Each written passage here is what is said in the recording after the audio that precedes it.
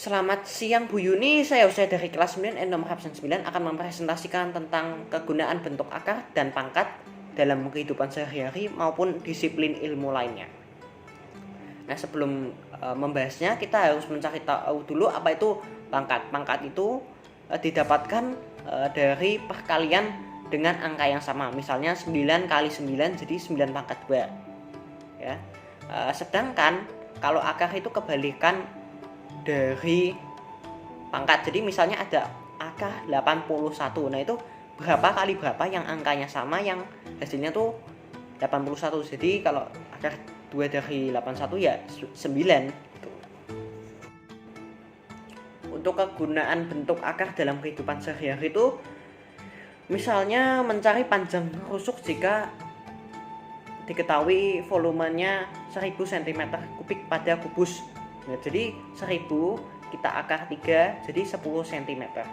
Yang kedua itu mencari panjang sisi persegi apabila ada bentuk persegi panjang yang memiliki panjang 16 cm dan lebar 100 cm.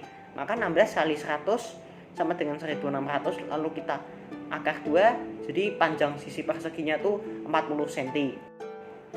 Untuk ilmu-ilmu lainnya gitu, penggunaan akar itu ada beberapa. Misalnya untuk Pythagoras ya, digunakan untuk mencari salah satu sisi pada segitiga ya. Rumusnya A pangkat 2 tambah B pangkat 2 sama dengan C pangkat 2. Yang kedua itu juga bisa digunakan untuk mencari simpangan baku pada statistika. Nah, itu untuk mengetahui bagaimana data itu tersebar gitu.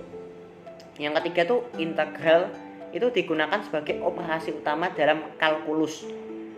Yang keempat itu ada konsep limit, itu digunakan dalam kalkulus untuk mencari turunan dan kekontinuan.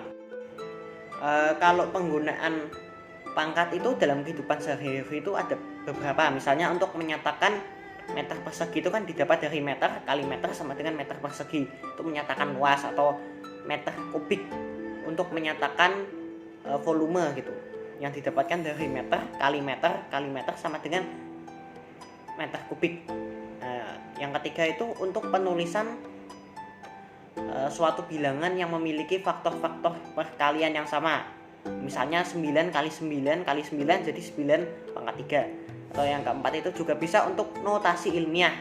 Katakanlah ada angka 1000, kita pengen nulis notasi ilmiahnya jadi 1 kali 10 pangkat 3.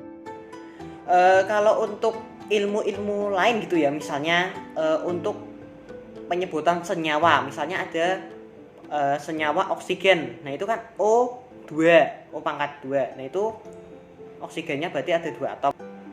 Yang kedua adalah untuk menghitung compounding effect. Misalnya kita pengen beli obligasi yang kuponnya tuh 10%. Nah, kita tuh pengen merasakan efek compounding gitu. Jadi misalnya kita sudah menerima pada tahun pertama, lalu kita belikan lagi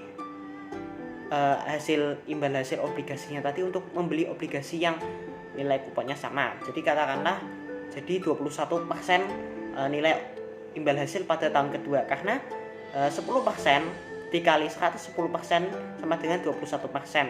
Jadi 110% itu didapatkan dari nominal obligasi, kan dapat bunga pada tahun pertama jadi 110%.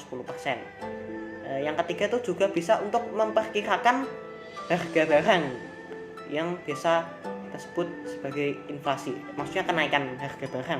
Misalnya ada kenaikan harga barang yang 3% gitu, misalnya daging ayam harganya 10.000, kita pengen nyari tahu berapa tahun lagi harga daging ayam itu berapa, katakanlah 10 tahun, maka kita bisa tahu harga daging ayam 10 tahun lagi itu 13.439.